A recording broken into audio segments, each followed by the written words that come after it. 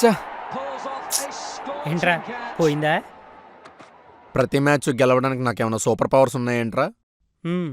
ఎంత పోయింది? 10,000 లేరా, ఎక్కువ పెట్టలేదు.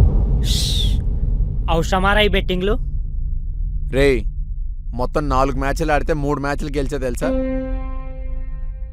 ఏంటోరా ఏదో ఒకటి చెప్తూనే ఉంటావు. చ్చ!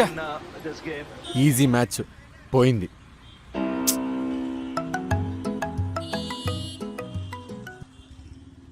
హా అన్నా, ఎందుకు తమ్ముడు రోజు తక్కువ పెట్టేసేవాడు, ఈరోజు అంత వేసావు?